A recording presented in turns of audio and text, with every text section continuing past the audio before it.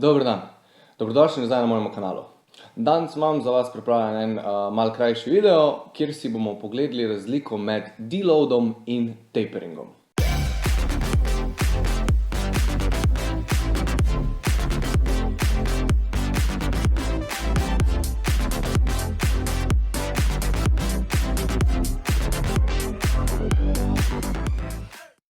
Zdaj, zakaj sem se odločil, da naredim tudi video?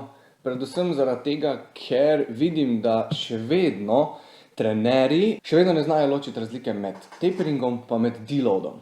In danes bomo pogledali, kaj je fundamentalna razlika med njima in zakaj lahko mogoče oba dva povzročata hkrati sicer podobne adaptacije oziroma učinke, ampak sta namenjena za čisto drugo stvar. Ok, in zdaj najlažje je po mojem mnenju tudi video začeti s tem, da prikažem en primer oziroma da si pogledamo razliko med treningom za moč pa na drugi strani treningom za mišično maso. Se pravi, ko pogledamo, kak cilj ima vsak trening. Se pravi, trening za moč ima cilj, da v določenem času čim bolj povečamo mišično moč oziroma generacijo sile, ki jo je naše telo sposobno narediti pri določenem dvigu. Vzemimo zdaj za primer, počep ali pa bench.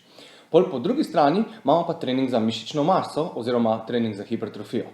Tam je pa prvotni cilj v čim krajšem času narediti čim več novega volumna mišične mase na našem telesu. Se pravi, da boš v čim krajšem času večji. Se pravi, dve glavni razliki. Na eni strani imamo povečanje mišične moči, na drugi strani imamo povečanje mišične mase. Ampak, ko bomo mi delali trening za moč, bomo hkrati delno in do določene stopnje povečevali tudi mišično maso. Še posebej, če smo začetniki v treningu. In isto velja za hipertrofijo.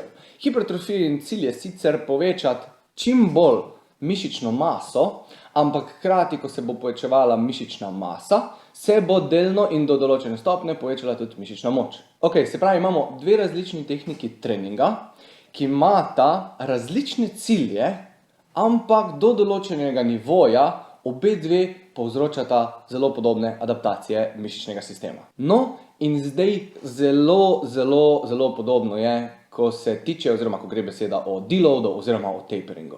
Ok, in zdaj smo v bistvu že na mojem pointu in sicer zakaj je med deloadom pa med taperingom razlika in zakaj je pomembno, kdaj kaj uporabljaš. Deload je načrtno zmanjšanje volumna, intenzitete pa frekvence vadbe. In to povzroči zaradi tega, ker vse to zmanjšamo, povzroči optimalnejšo regeneracijo oziroma zadostno regeneracijo in živčnega in mišičnega tkiva in vseh homeostatskih telesov v sistemu. Ampak cilj deloada ni iskati adaptacije, cilj deloada je, da se telo spočije, da lahko v naslednjem ciklu pol mi iščemo adaptacije. Zdaj, kakršnekoli adaptacije to so, ali so mišična masa, mišična moč, kondicija, bla, bla. Se pravi, imamo cilj je regeneracija za iskanje adaptacij v naslednjem ciklu. Potem imamo pa tapering. Ok, pri taperingu je pa zdaj zadeva malo bolj striktna. In sicer pri taperingu je pa konsistentno značilno, da se poveča intenziteta in zniža volumen vadbe. Se pravi, za primer, če delamo prej na airbikeu 10 intervalov po 500 vatov za pol minute. Zdaj bomo delali 5 intervalov pol minute, ampak na 700 ali pa 800 vatov. Se pravi, dejansko bomo intenziteto treninga povišali, s tem, da bo volumen manjši. Fora je tudi pri taperingu, da se to lahko uporabi do 2 tedna pred tekmo, ali pa vse do 6 tednov pred tekmo. Čisto odvisno zdaj, kjer šport treniraš, zakaj se pripravljaš, koliko preseganja si dosegel v svojem planu, bla, bla, milijon je malenkosti. S taperingom pričakujemo isto regeneracijo mišičnih tkiv, pa regeneracijo nasploh homeostatskih sistemov, zaradi tega, ker je volumen treninga v tistih 2 do 6 tednih toliko manjši.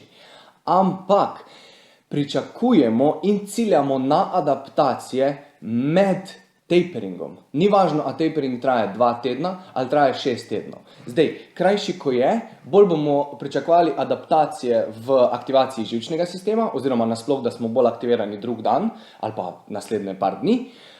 Bolj gremo proti 6 tednom, se pravi, če delamo 6 tednov taperinga, bolj bomo pričakovali tudi adaptacije v hitrih mišičnih vlaken in sicer delno hipertrofijo lahko tam pričakujemo. Bom tudi delil eno študijo na tej strani, ko si jo lahko vsak gre pol pogledat, kjer se je pokazalo, da ko so mislim, da so bili biatlonci ali neki vzdržljivostni športniki ali mogoče celo samo tekači, so v 6 tednih taperinga, kjer so zmanjšali volumen, dosegli hipertrofijo hitrih mišičnih vlaken, zaradi tega, ker se je lahko zgodila superkompenzacija, ker je bil volumen treninga toliko manjši.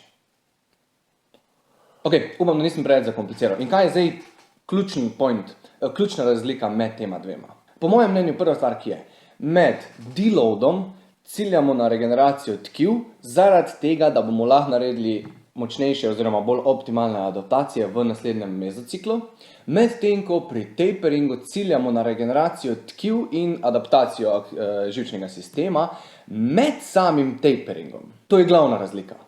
Zato je tudi uporaba taperinga veliko bolj primerna, oziroma se tudi pri res dobrih trenerjih, ko dejansko so dobri trenerji, se uporablja za nek pik na tekmo, se pravi, boš 2 do 6 tednov pred tekmo boš delal tapering, medtem ko deload boš delal med tvojim obdobjem, ko ti pričakuješ neke velike adaptacije. Se pravi, če hočeš mišično maso, boš delal med ciklom, kjer 2 do 3 mesece nimaš tekmovanja, tam vmes boš ti delal deloade, zaradi tega, da se znebiš platojev. Zaradi tega, da med treningom, se pravi, da ne moreš trenirati 8 tednov zaporedoma, brez da bi si naredil neko pauzo.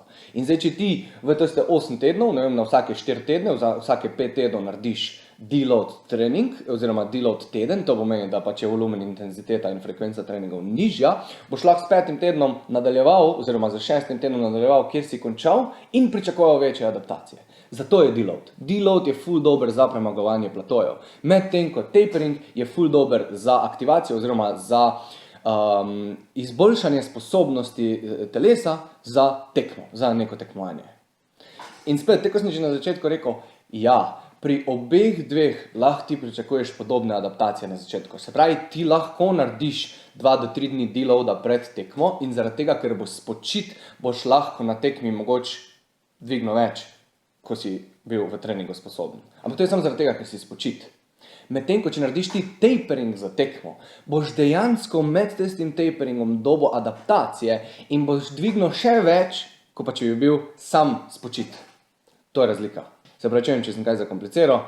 Če še vedno ni jasno razlika med taperingom pa med deloadom, mogoče napišeš komentar, mi napišeš zasebno, kakorkoli me kontaktiraš, da ti mogoče še na bolj enostaven način probam razložiti, če sem zdaj preveč zakompliciral. Ampak važno mi je samo, da začnejo ljudje poznavati razliko med deloadom pa med taperingom, zaradi tega, ker če se uporabi prav, lahko pričakuješ boljše rezultate. Zakaj bi kladivo uporabo za žaganje drv, če je žaga veliko boljša za žaganje drv kot pa kladivo? Kladivo je pa bolj za zabijanje žeblov. Se pravi, če boš uporabil kladivo za žeblje, boš veliko bolj optimalno zabil žebelj noter v steno ali pa v drevo ali pa v klopco, medtem ko če boš uporabil žago za drevo, boš veliko lažje žagal drevo stran, kot pa če bi to probal z kladivom. Tu je zelo podoben primer. To je to. Upam, da je bil ok video. Če ni bil, napiš, zakaj ti ni bil. Če ti je bil, napiš, zakaj ti je bil, da vemo, v katero smer podelati videe naprej. Drugače pa fajn bod, pa se vidimo v naslednjem videu. Ajde.